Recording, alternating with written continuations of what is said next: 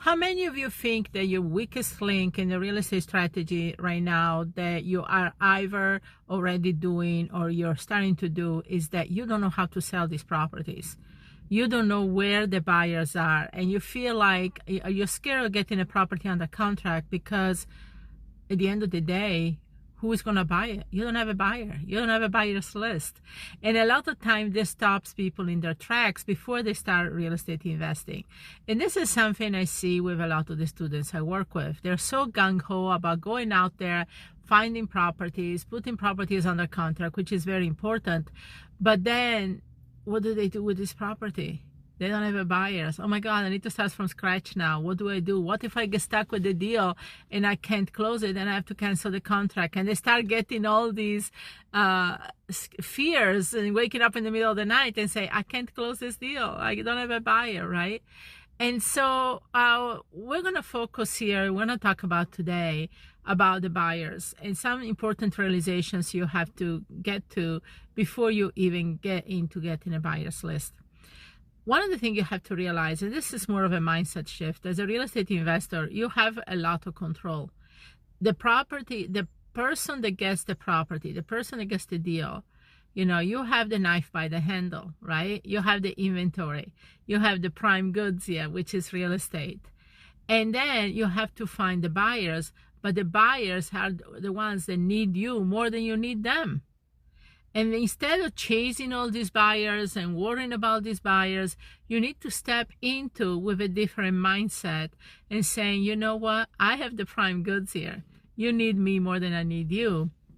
And I'm going to work only with the buyers that fit my criteria, with the buyers that I feel I can work with, which is not every single buyer out there. Okay, so first of all, you have to come to the realization. So let me go back a little bit and talk about myself. When I started really working with buyers, I actually started as a landlord. I started buying property to keep as rentals. So I didn't have to worry about really buyers, right? I was just finding tenants. But then when I stumbled into wholesaling and I was selling the properties, I started, first of all, who is going to be my buyer, my perfect buyer? And being a landlord myself, I started working with properties I didn't want to keep for myself as a rental. And I said, I'm going to work with our landlords. Maybe this property doesn't fit me, but fits them. And I saw myself as providing a service. I saw myself as I have control of this transaction and situation because I know where to find the properties. I know how to get the deals. I'm the one who's going to talk to these potential sellers, and the sellers put the property under contract.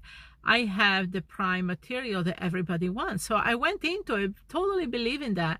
And that's what happened. Okay. So then when I started getting this property and I was wholesaling the ones I didn't want, and I started wholesaling a few a month, 10, 15, 20 properties a month.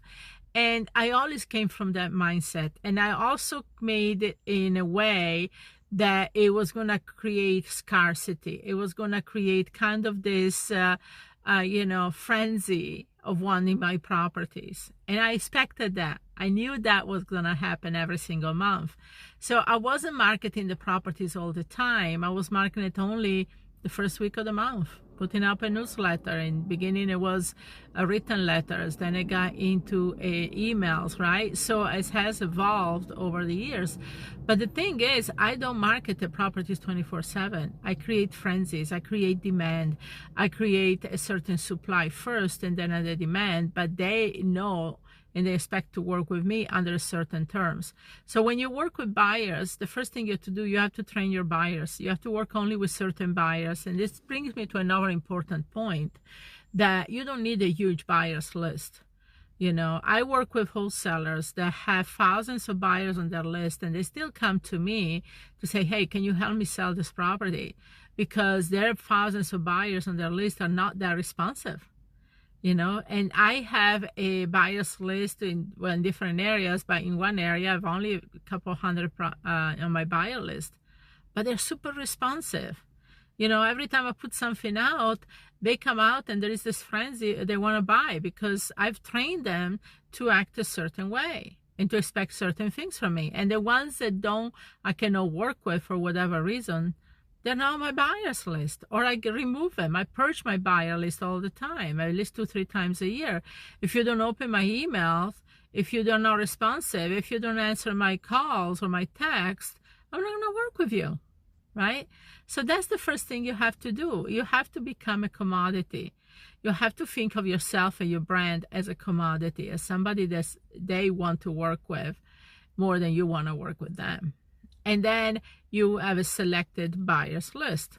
Now, I have a premium level on my buyer list, which are the buyers that buy from me all the time. So honestly, I market to them on and off because I want new buyers to come in my list. And I know these particular people will buy anything I put in front of them. So it's a good problem to have, right?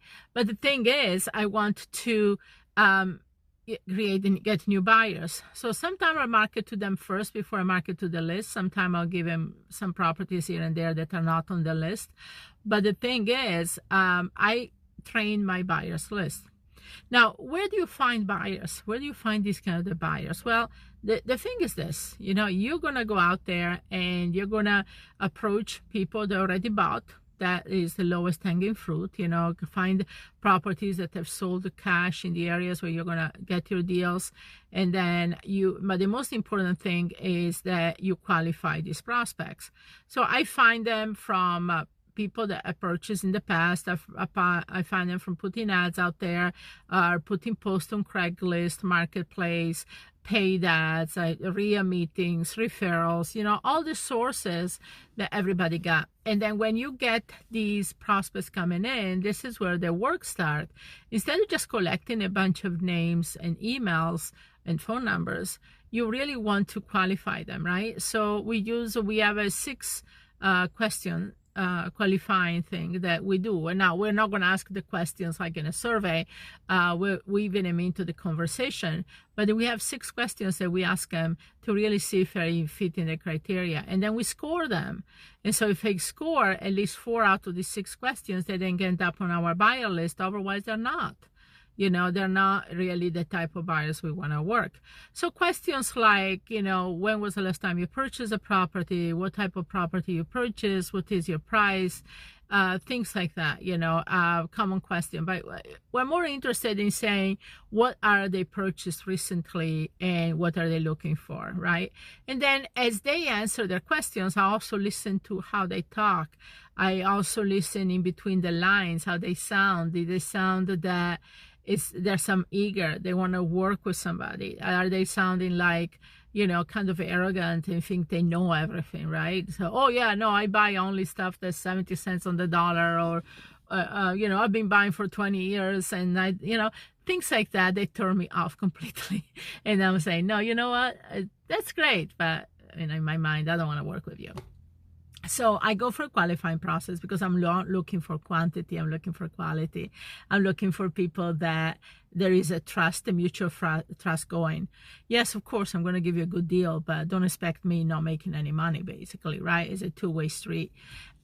So we have this qualifying process whenever we talk to, and getting a buyer list is an ongoing process. You're never going to be done. You're not going to say one day, oh yeah, well, I have enough buyers on my list, I'm done now. No, it's 34 years later, I'm still doing it. But this is an ongoing process. Sometimes I run across more buyers than ever, depending if I'm actively looking or not. Word of mouth, I get it all the time. But the thing is, everybody has to go through a qualifying process. And it's more about, are we in sync? Can we work together? Are you the avatar? Are you the type of person? You have the buy box that, will fit what I'm going to give you. Otherwise, we're wasting each other's time. So that's very, very important you do that. And then, like I said, you're going to keep your buyers list active, you purge it, and understand that the buyers criteria change over time. It has to do with culture. It has to do with going on in the economy and everything else, right? So what they want today is not necessarily the type of buyers you're going to work in a year or two from now. I always joke and say, there must be a secret society of buyers there that they meet, and they talk about things or how they're going to approach things, because it seems like they all kind of talk to each other. They don't, but that seems their way. And but the thing is, it's like that they're working active buyers that are looking for rentals, that are looking for fix and flip, have a different thought process on how they do and approach things. And so with that said, you want to really be in tune with what the buyers are, what they're looking for, work with the right side of buyers. Don't work with everybody. Work with the buyers you can work with that understand it has to be a win-win situation. It cannot just be win for them situation. And then you go out there, scout for them. There is so many tools out there. There is social media, there is AI, there is so much stuff that, we cannot get into right now where you get plenty of buyers coming in. I have never had an issue with buyers.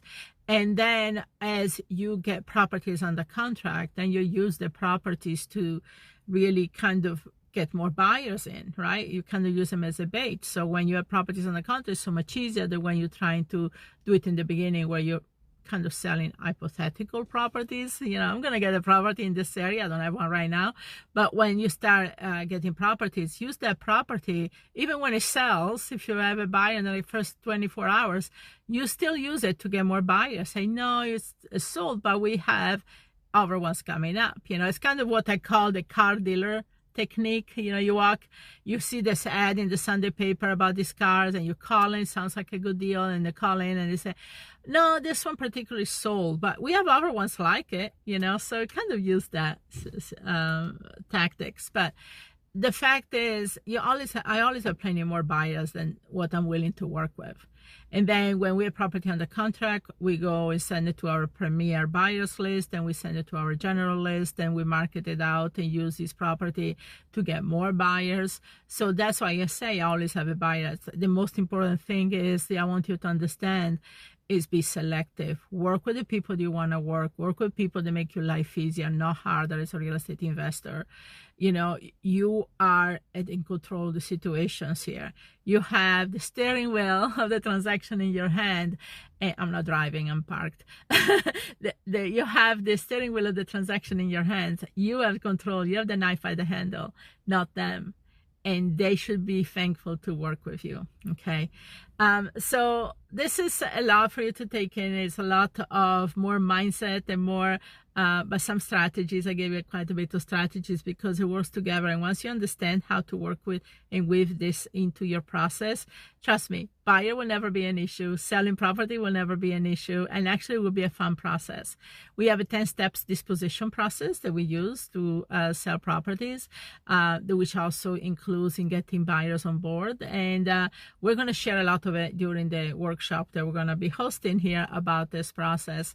And also not just share, but we also going to work with you to make you work on this process. So stay tuned for that. And so that you can leave with a workshop with knowing exactly what to do and have buyers ready to go already. So there will never be an issue. I never want to hear to say, okay, I have a property under contract, but I have no buyers. You will have plenty of buyers for the property, more than the properties that you will have, and that would be a good problem to have. So hopefully this was helpful, opened up your mind to a certain way of thinking, and stay tuned for the next information or podcast that I'm going to share with you. Have a great day.